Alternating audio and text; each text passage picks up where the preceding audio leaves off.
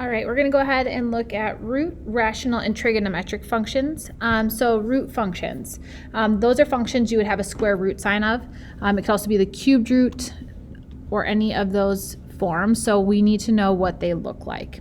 So if we have our square root function, it would look like this example right here. Also, just remember that the square root is really like a little 2. It says of x. It really means it's x to the 1/2 power, okay? And that's what this little part is saying here. Whatever number here, it's x to the 1 over that number.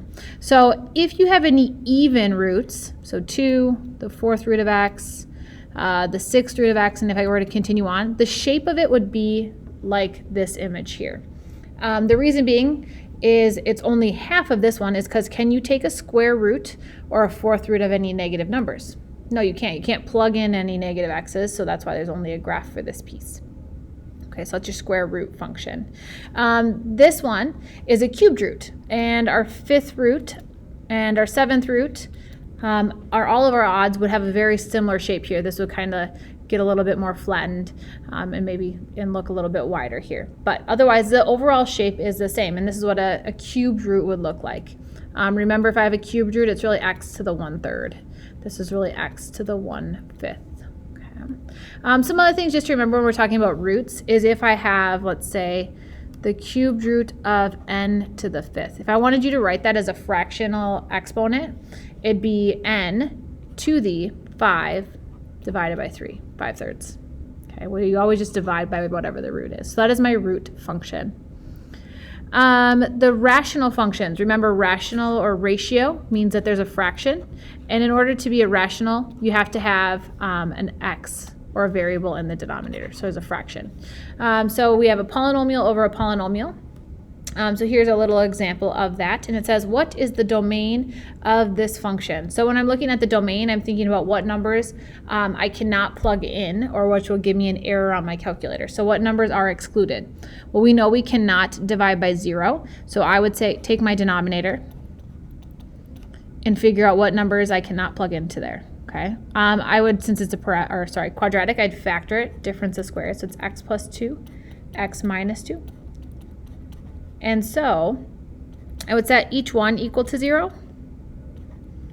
to figure out what numbers I cannot be. So x cannot equal, when I solve -2, and x cannot equal 2. So our domain is every single number except for it cannot equal -2 and 2. So if I were to put this on a number line, it can equal those two numbers, so I would have open circles here.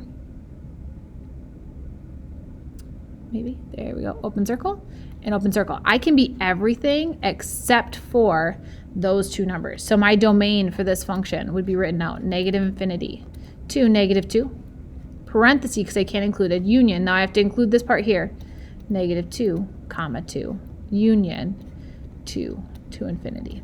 Okay. So there are my rational functions, and there would be my domain for that. And then the last type of function we're going to look at in this video is our trigonometric function. So the first one here is our sine function. The way I identify it is if you look at the origin, you guys kind of see how there's like an S shaped here. So it makes an S shape at the origin. So there's our sine function. Something to take note of our sine function, if I start here, when does the pattern start to repeat?